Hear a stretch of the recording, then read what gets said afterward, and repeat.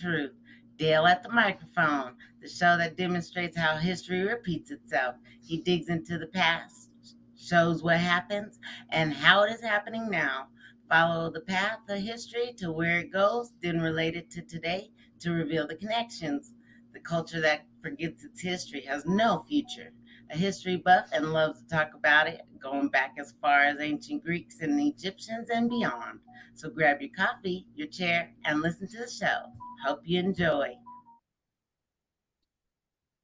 Hello, my name is Dale Hutchison, and I am the host of Coffee Time Again, Exposing the Truth.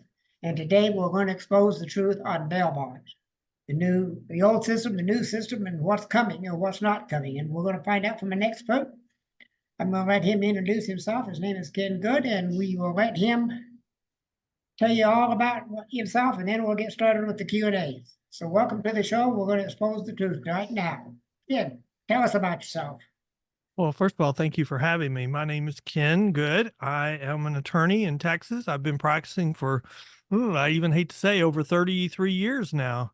I'm married and I have 2 kids. That's probably the thing I'm most proud of.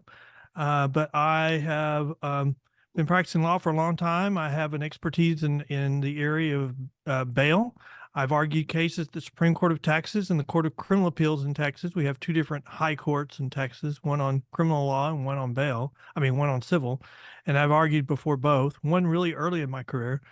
There was a federal case in Houston talking about bail reform, and I went to one of the early hearings, and I perceived that the court was going the wrong direction and was interpreting the law incorrectly. And so I came out calling friends and said, we need to become experts on these issues because what I heard in the courtroom and the discussion was very disheartening. And so since then, the last 5-6 years, I have set out to become an expert on these issues. And I think time has proven me correctly because that judge has now been reversed 7, 8, 9 times on these issues. And so I think she's batting 100% reversal right now. And so as a result of that, I've done a lot of interviews on these issues. I've written a lot of articles that have been published on these issues. And here I am talking to you today. All right. I'm glad you accepted the invite there, Ken. You don't practice in California too, do you? Or just Texas? Just Texas. Oh well. I'll find one of these days. Now I've got, you put some questions up when you filled out your PodNet. Yes, And I printed those out because I like to start with those. And as time goes on, I'll ask other questions that come up during the course of the conversation. So everybody thinks they know what it is. What's the purpose of bail? Contrary to what you hear on TV, it doesn't have anything to do with a presumption of innocence. The bail is what you're going to give to the court to ensure that you're going to come back to answer the charges that are pending against you. This concept of bail dates all the way back to the Magna Carta. Before the Magna Carta, the king could hold you as long as he had charges on you. If he never take them to trial, then he could hold you the rest of your life. The Magna Carta was the first document that put restrictions on the king's ability to hold somebody. And so our system of bail really dates back to that concept. Wow. And so the Texas Constitution in California is the same, or similar. You have certain charges that the state can hold you on, like really bad things, murder, capital murder, but everything else, you pretty much have a right to bail. In Texas, it's bail with sufficient sureties. That's the private industry. But bail is what assurance that you're giving to the court that you're going to come back. And what we're seeing in some of these bail reform movements, and especially in our urban areas, is they're saying, well, we don't need to do anything. We'll just release them. We'll release them on a personal bond in Texas. We'll release them on a zero bail in California. We'll release them on no bail in New York. And they'll come back. They all want to come back. They all want to get their cases resolved. And we have discovered very conclusively that that's not true. In California, in misdemeanor court, there's an 80% failure to appear rate because they're doing simple release. Mm-hmm. In Harris County, where they're doing simple release on misdemeanor cases, it's an 80% failure to appear rate. And we are now getting to the truth. because we're hearing from New York and California that really the politicians knew that what they were doing was going to increase crime. And they didn't care as long as they got their political agenda met. And that's what we're seeing. These I left totally agree. pushes, they know they come with increased crime. They just don't care. Right, I totally agree with you. Well, we know that now because I mean, we've proven that they don't work or they're not working, and they won't admit it. They will say, "Oh, it just needs more time." And now we're seeing they'll say, "Well, there's just this perception versus reality about whether crime is increasing." No, crime is definitely increasing. They know it. They can't admit it, and so now they're playing the numbers game to try to convince people to give them more time. And they know what they've done is it's caused crime to increase, and they just won't admit it. Yeah, I totally agree with you. I've seen some of the statistics too, because I did a podcast here a couple of years ago on the justice system in America, and it had a little piece on it on bails, not a whole lot. I didn't know what I know now, and that's when I started learning a little Sure. bit more about it. I'm in Colorado. I just mentioned that California thing because some things are going on with my mother I need to deal with, but so that we know what the effects are now. We know that it's increased crime, failure rates 80% in most counties that this is happening in. And how did this idea become about of no bail or reduced bail or whatever they call it? Well, historically in the criminal justice world, we do incremental changes. We look to science, we figure out what works, and then we just make a little change. And so that if it doesn't work, it doesn't disrupt the system. But in the area of this bail reform movement, we've been pushed to make wholesale changes without any science saying they work. I mean, they just try to argue common sense. Oh, well, everybody wants to come to court. Everybody will want to resolve their cases. And it's, initially they argued, hey, it's unconstitutional. The current system's unconstitutional. The courts are going to hold it unconstitutional. So we have to change it to something else. And then when the courts held that they were constitutional, then it became this whole, it's unfair. And then we heard, well, there's systemic racism in the criminal justice system. Well, if you go to the areas where they made wholesale changes, and now years later, you go back there and look, the makeup of their jails, the racial makeup is still the same. It may be a little bit less, but the racial makeup is still the same. Why?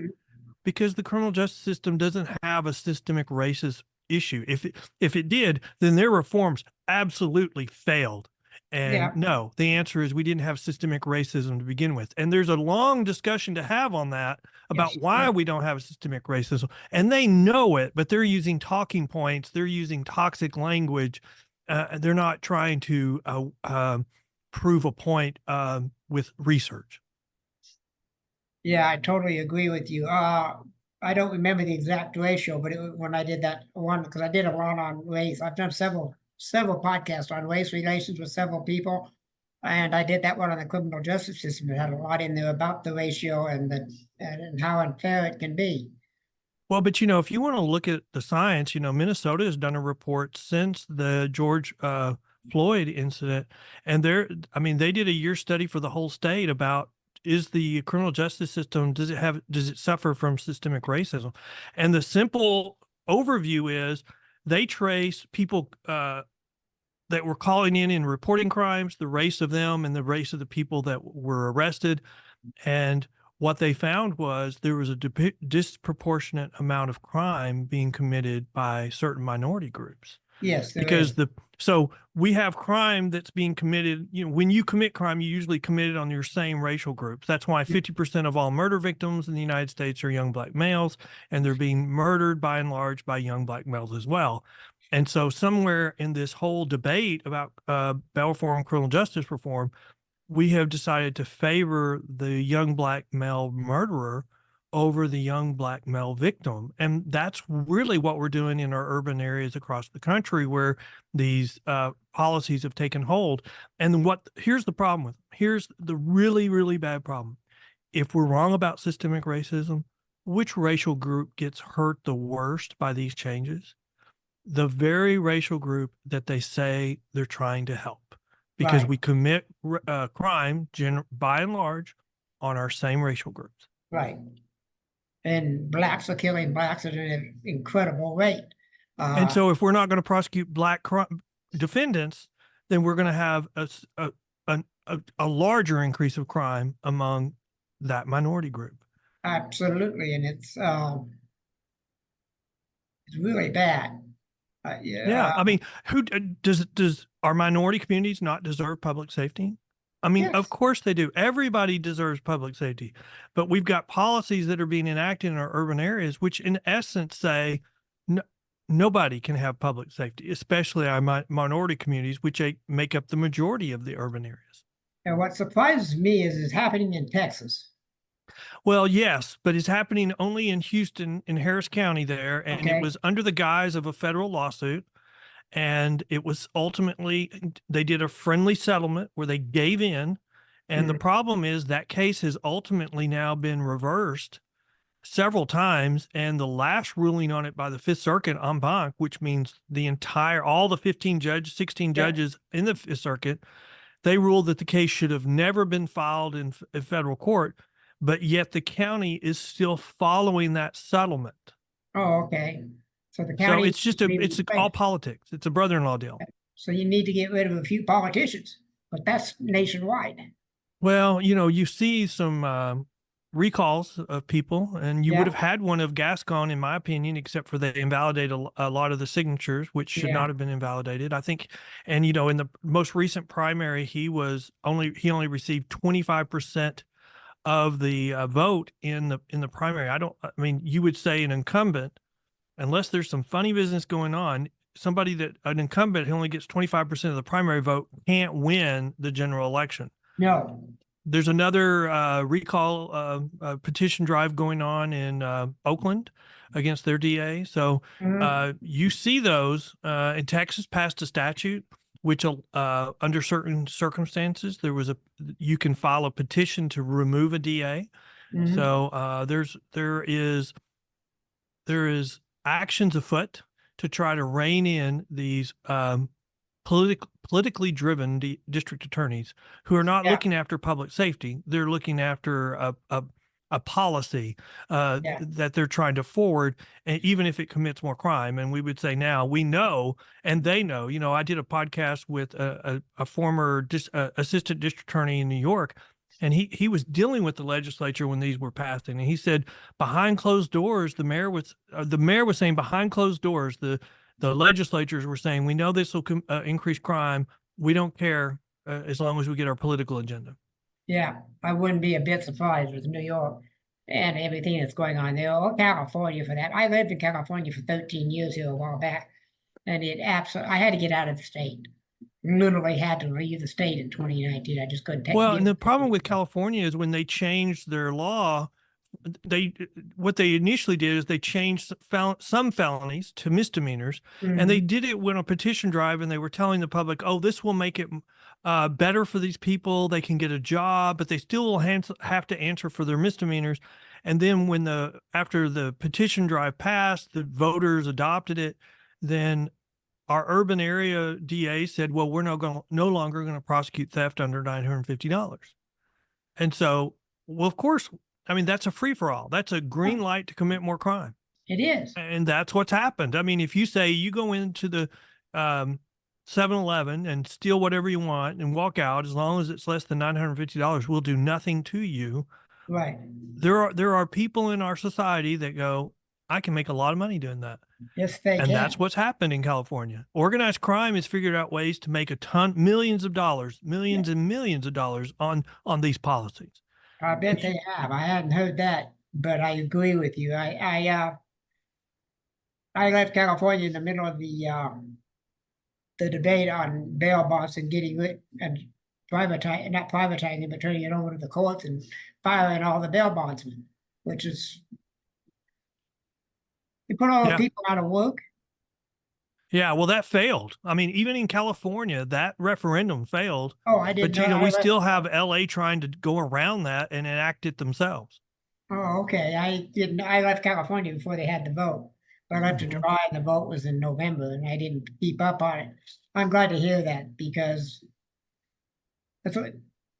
California is a whole separate universe anyway. Yeah, well, the problem in California right now is their policies are just intended to decrease the prison population. That's all they're doing because, they have a federal case that ordered them to cap their state prison population at 137.4% of capacity. Mhm. And they were way over that. So everything they've done, when you look at it through those light, it's to just reduce their prison capacity, knowing that they'll increase crime because they don't have the stomach or the will to build more capacity. So Yeah. once you look at that case and look at everything that's going on, they know what they're doing to increasing crime. They don't care because they're wanting to reduce their prison capacity to comply with that law or that court order. And Mhm. it's kind of it's very sad when they come out and say we're going to release more criminals and it's going to make us more safe. I mean, look at the case that went to the United States Supreme Court. Look at the dissent. The dissent said every time this has happened, the result has been the same: more crime. And yet they're Okay. saying, "Whoa, we're going to release more criminals, but we're going to be more safe." No, no, no. They're making that up, and they're just. I mean, you hate to call them liars, but they're They're lying. liars. I don't hate to call them liars. I do it all the time. My show, this one and the other one that I do. It's just, Well, uh, that's the problem. How do you find a compromise when they're willing to misrepresent the truth? When yeah, they're arguing, "Hey, we can release more criminals and be more safe." When they're willing to say crime's not increasing, you just have a perception problem. When they're saying, well, auto crime, the one which is probably the most accurate on the statistics because you have to report it to get and have a police report before your insurance company pay you off. Well, you mhm. should just ignore that. I mean, and the murder rate. I mean, it's just crime's not really going up. And yeah, we're not reporting crime. Police is not solving crime. I mean, crime is worse. I mean, look at New York where they're going, well, crime is down from 2 years ago. It's still up 40% before the pandemic, before you did these reforms. So congratulations. What your policies did increased crime by 40%, and you're now bragging about it. Yeah. And the Colorado, Denver, where I live, said we're not going to enforce minor traffic offenses. Mm-hmm. What's a minor traffic offense? Well, are we going to get rid of Right? all speeding laws? Are we going to get rid of anything that says you run through a stop sign? You're no longer going to do those? I mean, Yeah. that's the whole concept. If you take away enforcement of those, the public stops following those. Yes. And that's going to create all kinds of problems for. Well, and you know why they're doing that? It's because they've set up policies and they've stopped holding people accountable, and so Mhm. that's a green light to commit more crime. So then, the misdemeanors, they become the training ground for the felonies. The jail gets completely full of felonies, and you have no room to hold anyone on a misdemeanor accountable. And now you're even going down to Class C's and saying we don't have the room to do those, so we're just not going to enforce those anymore because we've taken all accountability out of the system.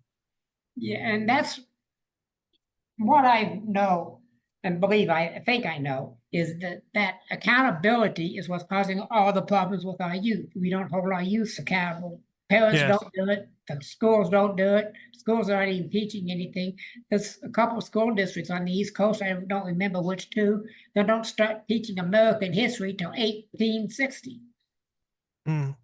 Well, when you have a special school, and I don't remember where this was, but it's a magnet school, and every kid in that school was below grade level on math and reading. That Mhm. tells you there's a problem. Yeah.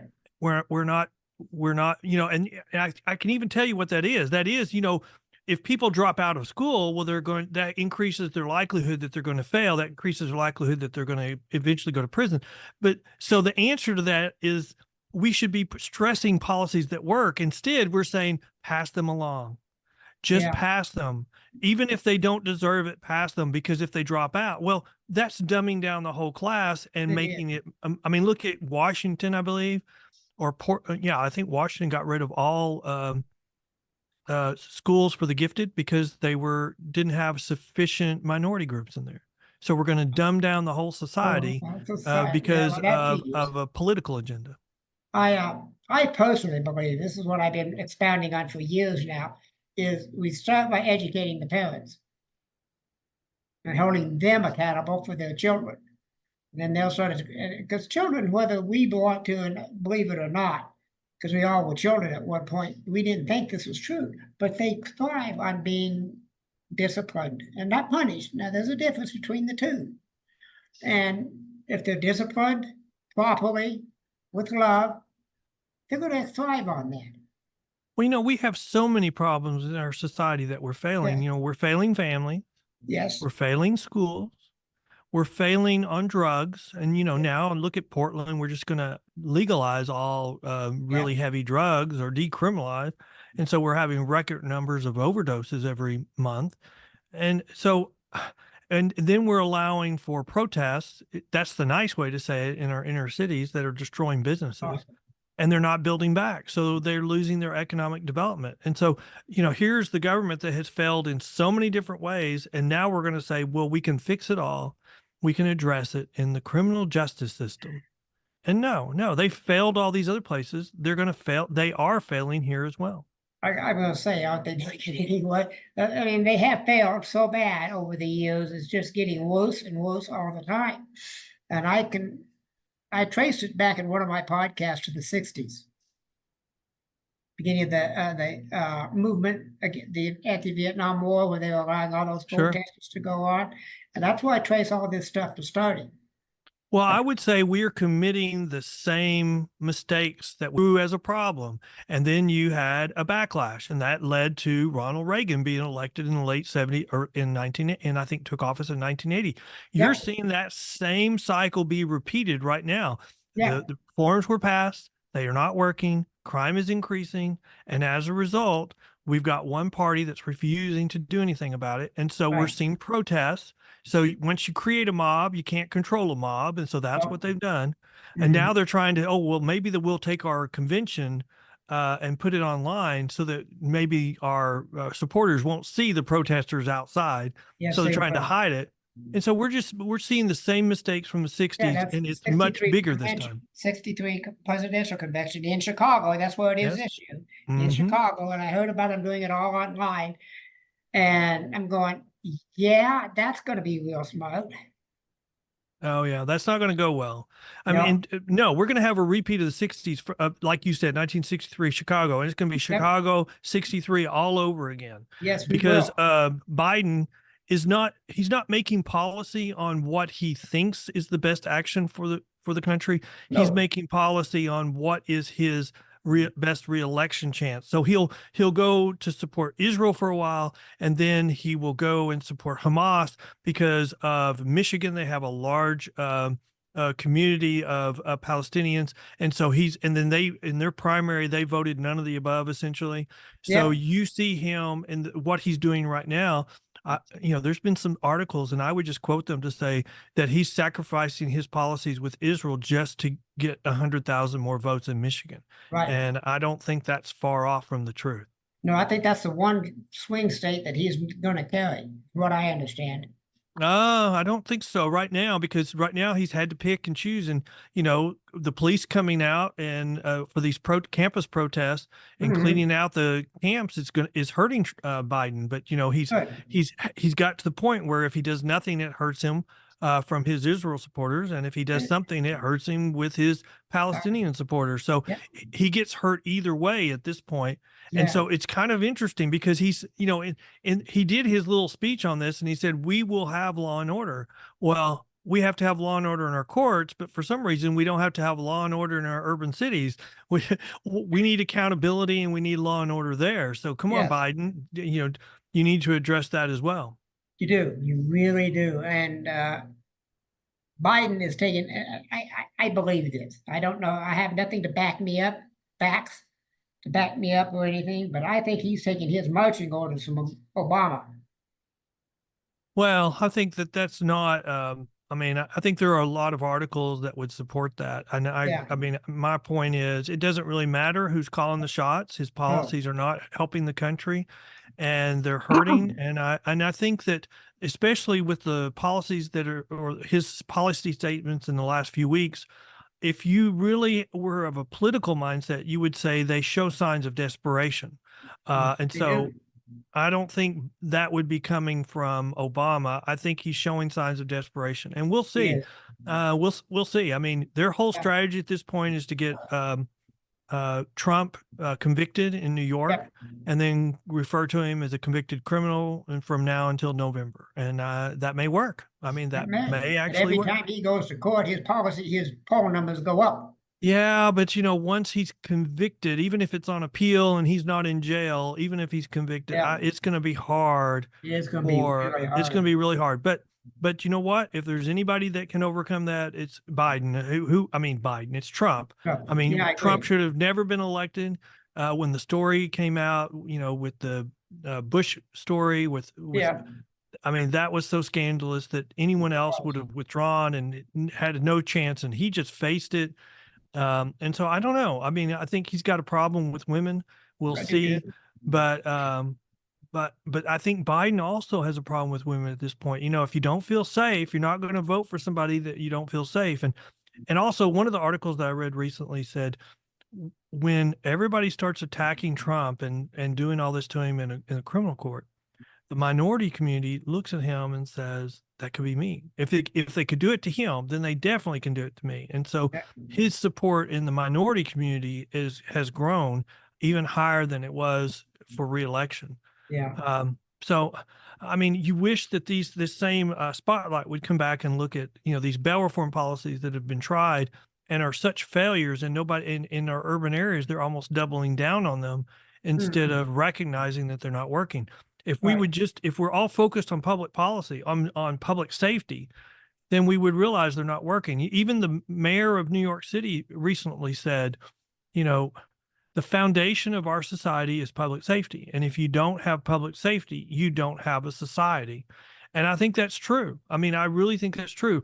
And where our friends on the other side are making mistakes, are making a mistake is if they're unwilling to give the public their safety, the public will get it another way. And Yes. we don't want vigilante justice, but the public will demand public safety one way or the other. And so that's why I'm hopeful that this will eventually change. I'm hoping it'll be really soon. Could you provide an example of good bail reform? Sure. An example of good bail reform would be when we reinforce accountability. So like in Texas, we enacted what I would call good bail reform 2 sessions ago. And one of the things that it did was limit the use of these free release bonds for Mhm. violent offenses. If you're arrested for a violent offense, then you're not entitled to just being released from bail. We're going to hold you accountable. We're going to require more assurance from you that you're going to return to court to answer your charges, because, not only do we want you to return to court, we want you to not commit another crime. And so I think that was, and then the second thing that I would say is good bail reform is requiring the courts to review criminal histories before setting bail. That was probably the number one change that Texas made. Oh, I And, love it. and the public would say that just makes common sense. Why aren't we already doing it? Well, part of it's a technology issue. Texas didn't have a statewide database to make it easy to review criminal histories. They do now. Good. And so I think what's the number one indicator of whether you will commit crime going forward? That's your criminal history. Right. And if you have a long criminal history, then you're at a greater risk of one, not returning to court, and number two, committing more crime while you're out. And so Right. that means that you're a higher risk, and you should have bail set differently than a Yeah. first-time offender. I love the concept of going through the criminal history. Yeah. I like that. I really think that's a great idea because you're right. You get somebody with one felony, he's at less risk than somebody with 15. Or someone that just comes in with there's their first time to come to the criminal justice system. They should be treated differently, and they Yeah. are treated differently. That's the big fallacy. They're like, we hear all the time, oh, there's these poor people that are stuck in jail on low-level crimes that can't get out. No, they're not. There's not. There hasn't been since before COVID. I would argue that there weren't then. And these charitable bail funds that have popped up all over the country from Yeah. the things that went on in Minnesota. I mean, that's what they've discovered is there's no low-level people stuck in jail. That's why they keep getting in trouble, because they're bonding out the really, really dangerous people that no one else will. Yep. Our vice president was one of them. She did. She put one of those put a bail for a bunch of people in Oh California. yeah. she was She did a post saying everybody should contribute to one of these funds, and these funds raised tens of millions of dollars Yep. overnight, and the money was never used for the intended purpose. And so they discovered they had all this money, and they started looking for people to bond out. Well, none of those people were charged. They were released without bond. And so they discovered very quickly there weren't any people just languishing in jail. They started posting bonds for people that their families had bonded them out so many times that they had given up on them. They were career criminals. So Yeah. when you bond out career criminals, what do you think is going to happen? More quiet. You put a question down here that has me a bit confused. How's the effect of bail reform on domestic violence? Like in Ooh. deaths. Yeah. Yes.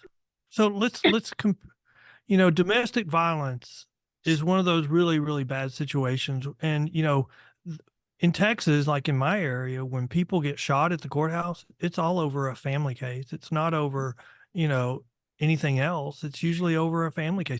We had a situation years and years ago in Fort Worth where at the Court of Appeals, somebody snuck in a gun for a Court of Appeals argument, shot two of the judges, and it was a family case.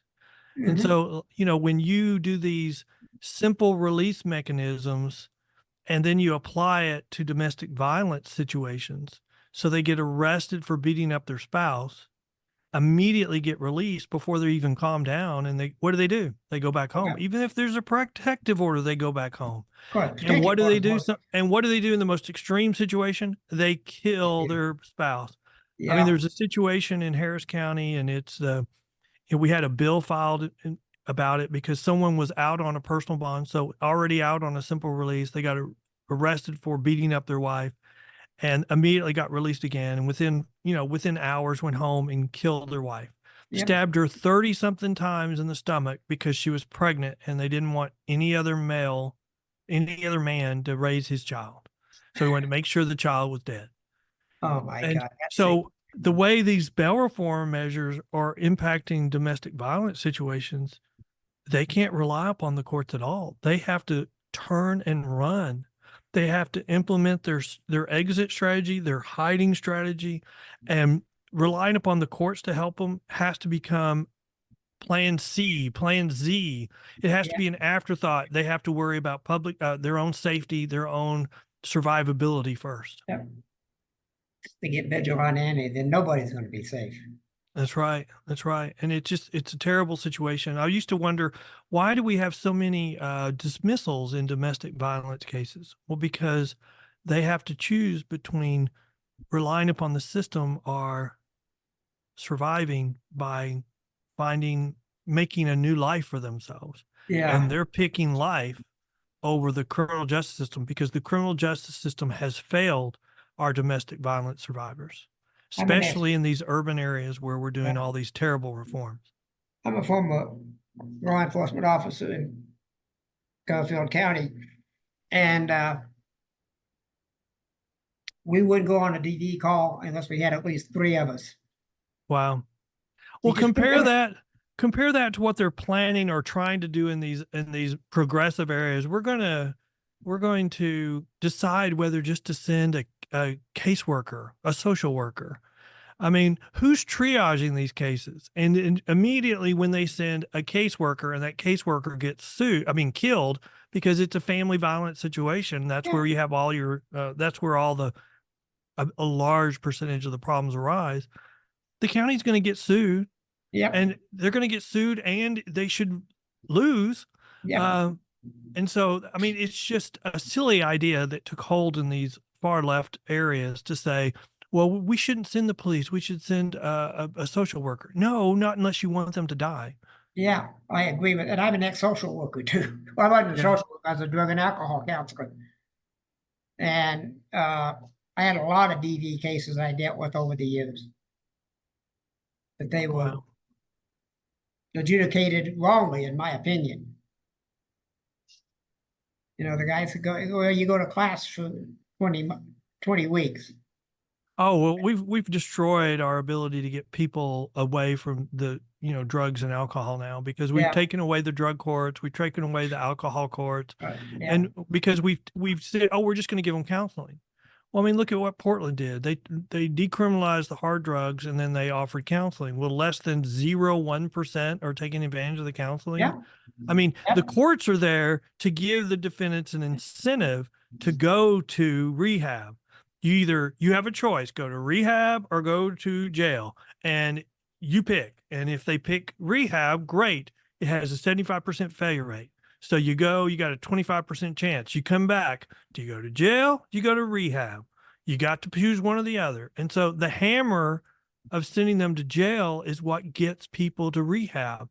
And without that, look at Portland. You don't have anything. They don't No, go. my aunt moved out of Portland just for that, for the main reason of what's going on in Mhm. Washington anyway. She moved out, Oregon, I mean, and moved out of Portland and Vancouver, where she used to live in Wilkesford. She was Mhm. born and raised there. She moved into the middle of the state, get away from all that. She says she's having problems with that people now in Oregon. My sister lives there, having the same problems, in a different part of the state. Uh, Well, it just seems like as a counselor, we're giving up on a generation yeah, by just allowing them to overdose. yeah. We're giving up on the general. We gave up on them long before we decriminalized drugs. We gave up on them a long time ago because Well, we, the reality is if we give up on drugs, if we give up on drug crime, we're pretty much giving up on all crime. yeah, Because I mean, like 80% of all crime can be traced back to the drug trade. I yeah, mean, and so people are like, "Oh, we've lost the war on drugs." No, we haven't. If you want to see what a real loss on the war on drugs looks like, go to Oregon, go to yep, California right now. yep. I mean, when Denver had its drug court, we had one of the first ones in the nation. I think we were third or something like that. It was an incredible success. Yes. Yes. I mean, and again, we're trying things that have never been tested, have no history, and we're told they're going to be successful, and they're abject failures, and they won't acknowledge it. They That's won't right. say, "Hey, this isn't working." They'll say, "No, crime's not really increasing. It's just the perception that crime is increasing." No, you're absolutely wrong. You, you shoot 24 people on one night in Chicago, Yeah. and the next night shoot 25. Crime is going up. Yes, and Chicago's its own problem right now, or Oh, yeah, Illinois, because they got rid of surety bonds, years ago, yeah. and all they had left were cash bonds, but they were relying upon defendants' failures to go to court for that cash to fund the court operations or part of it. Mhm. And so now they've gotten rid of that, and they didn't replace the funding. So No, now, they have a substantial shortfall on funding court operations. Their failure to appear rate, people coming to court, they're not. yeah, So their failure to appear rate has gone way up. Case backlogs are increasing even more, and they're calling it a great success of course they are. because it's a success for the defendants. Yep. It's not a success for public safety. No, it is not.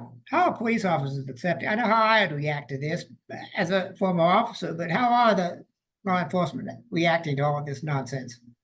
Well, I think they're coming back. I mean, they've been through a terrible few years. This Yep. defund the police movement. Oh, You have God. to second guess everything you do because if you do, I mean, it's not even if you make a mistake, you're going to be, thrown under the bus.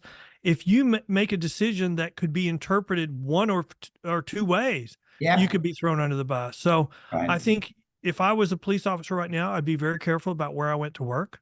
I would Mhm. not go anywhere near a state where they don't support the police or That's where they right. defunded them, even if they went back and funded them later because they Yep. don't have your back.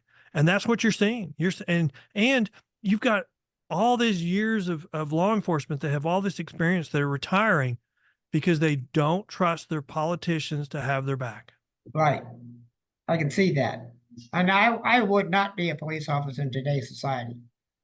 Hmm. And I was in I was a city patrolman in a small town. There's actually a mobile home park of 300 mobile homes, about 800 people, 600 people, the whole park. And that's why the second time I was an officer. The first time I was a deputy sheriff for a while. I would say though, I think being a policeman is okay. I mean, I don't think even in those areas it's okay, except for 6 months before a national election because they're looking for something to generate anger among minority communities. Yep, they're gonna And generate. so I think that's a bad time to be a police officer. We're in that period right now. Yeah, And they're always looking for something at that time period. If you look at all the things that happen that they've really gone crazy about in the press and with our friends on one side of the electorate, it's always been 6 months before election. yeah, because that gives it time for it to percolate and fester. Well, but they're, they can't win elections anymore unless they have a disproportionate amount of their supporters appear. Oh, So the way you do that is you make them angry. yep, That's the and reason why they've created this mob. And once you create a mob, it's hard to control the mob because you can't control anger. You're angry. yeah, And so that's the problem is, we're now at the point, look at the things going on in our campuses. Those oh, are mobs that can't be controlled. When they take over a building and they yeah, destroy property. I mean, and you can see how they're reacting to being arrested. They're shocked that there's any sense of accountability, yeah, that they're being suspended from their classes. They're not able to go to finals. They're not able to do their finals because they didn't follow school policy. They're shocked. Well, why wouldn't they be? That yeah, for the last 3 years or even more, that's what we have taught them, the way they will be treated. yeah. And it's only now starting to change. And it's going to change even more because without accountability, we're going to have chaos. Mhm. And so society will demand accountability. Well, I've been saying for years that at one point or another, because of what's going on, we're going to have a civil war. It's not going to be a race war either. I hope not. But, But I think I there's a hope not movie too. out. I think there's a movie out right now called Civil War. And I think Mhm. that is the concept of the movie is that it's a war between California and Texas. And Yeah, if you take a step back, you would say it's a war between the heart of how our country should move forward. It's right. a fight of two different approaches. I do think we're in the middle of that. Yeah, But the problem, and I think what will keep us from having that war is because the other, the California approach absolutely does not work. They can say whatever they want. It does not work. And so I think people even in California are seeing that. They're voting with their feet and they're moving.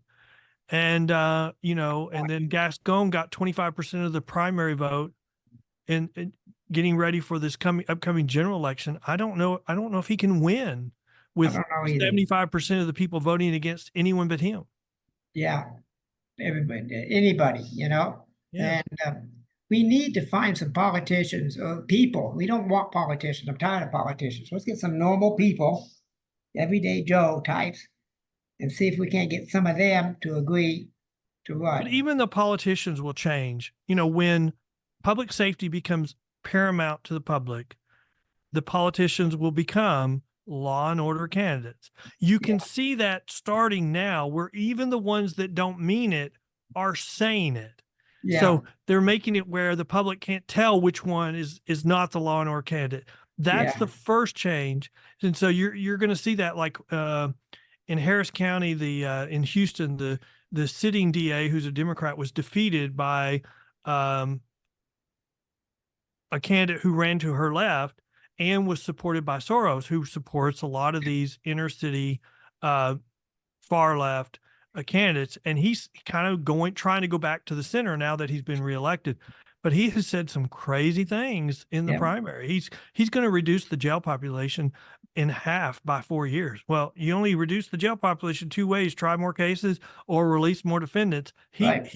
He's saying he's going to try more cases because he's going to waive the right to trial. Well, it's not just his right to trial, it's the defendant's right to trial too. And if they discover that they can delay the stuff and the case will be dismissed, they ain't going to waive their right to trial. So that just tells me, as someone who knows what's going on, he has no plan. He's just No, playing the well, word game. I don't think he can waive anybody's trial rights because it's a part of the Constitution. Well, but he has a right. I mean, the state has a right to a jury trial, but so has the Right. defendant. He Right. can't waive the defendant's right to a jury trial. No, he can't. That's what I'm No. saying. And then it's not going to happen. It's not going to work. Like all of these ideas from the other side that just flat don't add two and two. Well, one of the things that kind of shocked me, I did a podcast with somebody from California recently, and they were saying one of the continuing themes or common elements of these Soros supported DAs is they don't file charges for the weight of the drugs enhancement. So they don't enhance the crime when they arrest somebody. And the example was drug dealer arrested 40 pounds of cocaine. They just filed as a drug charge. They don't enhance it for the weight. And so instead of getting 20 years in prison, he got a couple of weeks. Yeah, And that's a common element. I mean, at that point, it's just a cost of doing business if you're a drug dealer. I yeah, mean, at that point, you're asking, what are these elected officials doing that they would be doing differently if they weren't just being paid off by the organized crime and gangs and career criminals? I yeah. don't, with that, you don't see that anything else they'd be doing differently. No, I don't see anything any different. And I'm hoping things start turning itself around. This particular bail bonds and uh, school reform. I mean, real. Let's go Well, back I'm to very, teaching. very hopeful. I mean, the lesson Yeah. that everybody should take from this is the Sanchez versus Alabama case, which went all the way to the U.S. Supreme Court, and the county won. And so they were living under a policy that required them to have no accountability, release everybody on simple release, and then they won. And so I talked to the sheriff of that county, and he said once they won, they re-implemented a situation of accountability, and they re-implemented if you did not do what you were supposed to do, you would go to jail. And within 6 months, the mindset of the criminals changed and crime started coming down. Yep. So I have hope. And the Yeah. hope is if people will follow the Sanchez versus Alabama model of Yeah. what we know works, then Mhm. crime will come down. Right. It's worked for, I don't know how long the Magna Carta's been around, but that was in the 1600s, I believe. Sure. So it's been around a long time. So bail bonds, it worked for all those centuries, and it can work for more centuries, in my opinion. A good system, Yes, like you absolutely. espoused. Well, and the biggest difference I would point out is, the private bail system has a very high appearance rate. So if you want Mhm. somebody to go to court, you need them to be out on a surety bond. Yeah, Everything else has a very high failure to appear rate. So right. like cash bonds has twice the failure to appearance rate as the surety bonds. These simple release mechanisms has, 4, 5, 10 times worse failure Yeah, to appear rate. So less than 10% to 80%. Your cases, I mean, your criminal justice system will implode with an 80% failure to appear rate. You have to yes, dismiss everything to keep it from collapsing. yeah. What is a surety bond? I've always wanted to ask that question. Well, under the common law, a surety bond is a bond that's signed by the principal and two people that are saying they will act as sureties. So they are two people that are acting to ensure that the defendant will appear for court. Okay, In Texas, we've changed the common law to only require one surety. So yeah. I think at one point in time in America's history, Mhm. the bond system was if you were the surety and if the defendant did not show up for court, you took his place. Eek. Now we do it with just money. Yeah, If he doesn't show up, we will pay to the court X amount of dollars. yeah. Okay, I understand that now. I never really understood what it meant. I'm sure a lot of my listeners are going to be the same way. So that's what that means. Well, and compare that to these simple release mechanisms where Oh, they yeah. promise nothing. I mean, they're No, getting out of jail for free, no bond, zero bond, or a personal bond that, there is no Yeah. surety. So they can Yeah. make all the promises they want, but if they don't come up, if they don't appear for court, there's no penalty. that's right. And so so I can sleep in or I can go to court. Well, you know what? They can't do anything to me. All they'll do is give me another personal bond or another simple release. So I'm just going to sleep in. Yeah. That's what happens when you have no accountability. You bet. They just run wild. Well, and then what happens to the courts? Well, if they don't show up enough times, the court has to decide, do we just dismiss the case or are we going to hold the defendant accountable? Well, they run out of time. They dismiss the case. Yep. And that's wrong. Absolutely, opinion. that's wrong. Absolutely, that's wrong. Before I forget it, what's your website? Well, if people want more information about these issues, they can go to a website called pbtx.com, the Professional Bondsman of Texas.com. We have a blog where we highlight important criminal justice stories in the news. We also have our own podcast called The Bell Post. It's on Yeah. it's on the menu there, or you can go Right. to thebellpost.com, where we highlight all kinds of criminal justice issues, bail reform type issues. If you want to know what the New Jersey plan is, we have a podcast about it. Okay. What works, what doesn't, all kinds of issues. Yeah, what I like to do is when I start my editing, I like to go through and right across the top. Where's where I want you to go? Sure. Right over your head. Where do I want these people to go? I understand. It's there for the whole show, so they can't forget it. That's right. I try to do it on all of them. I don't always succeed. Sometimes I forget to ask. Sometimes I forget what day of the week it is. Hey, I'm trying to catch up with you right now. Don't try. Let me give you an old man's suggestion. Don't retire. It's miserable. Well, and I'm at the age where if you're not fighting gaining weight, if you're not fighting to lose weight, you're gaining weight. Right. That's just the reality. I pass that. I'm still there. And I'm 74. Well, I'm just 11 years under you, quickly trying to catch up, but yeah. Yeah. But we've still got some time. Do you have anything you want to say? Well, what would I want to say? I would want to say, you made the point we need to change some politicians. And I'm very concerned because people always say, well, what's the compromise? What's the compromise?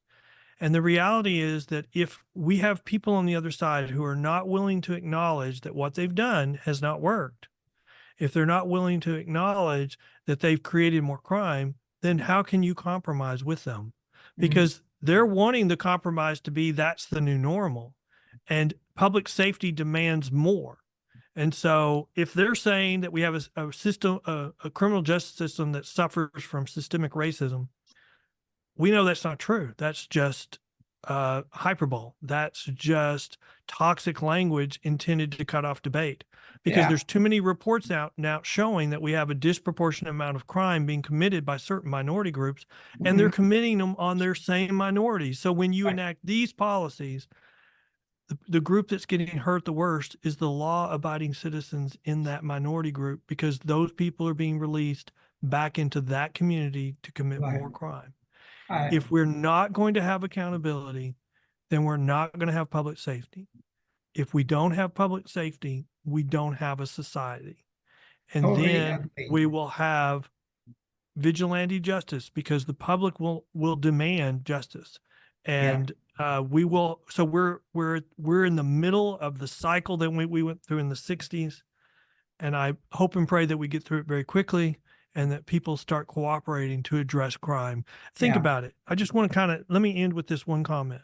When Gascon favors, he's a DA from Melo, when he favors defendants and he thinks that the minority defendants are really the true victims, not the person who had the crime committed on them, then let me just say this. There is no one in the courtroom in that situation who's advocating for the victim. Both the defendant and the DA are advocating for the criminal defendant and not the victim. There's no one there. They have no voice. No. And so we have to be their voice, the voice of the victims, and that has to be our legislators demanding that we have public safety. I agree. I think that's a marvelous ending there, Ken. Thank you for being here. I really enjoyed this. I think it's a great conversation, and I'm going to be advertising it in several places. It's going to be a couple, 3 weeks before I get it edited. I got two ahead of you. Not a problem. Thank you so much for having me. I enjoyed it very much. I loved it. It was really great. Thank you, and have a good life. And I hope you get Harris County straightened out. We will. We will eventually. We will. Maybe we can, because that's the only choice we have. We have to get straightened out. Yeah, that's the same here with him. We got to do that with Denver. Well, not just Denver County. The whole state is falling apart. So anyway, have a good life and enjoy yourself. All right. Thank you, sir. You betcha. Bye. Thank you for listening to the show. There are show notes and a place to comment at https://coffee-time-again.libsyn.com/website. He hopes that you liked what you heard and will tell others about him. Dale is attempting to get a following that both disagrees and agrees with him. He does not want yes men. If you disagree, wonderful. He is happy to have you here as a part of the Coffee Time Again team. Dale does not talk about the news of the day. He is attempting to give a history lesson that is just as important about what is going on in the headlines of today. Please do not hesitate to contact him. Just remember that Dale wants a clean show, meaning no cussing, name calling, yelling, or hate allowed. You can disagree with him and not be disagreeable about it. Support him and help keep this alive. https://glow.fm/coffee-time-again.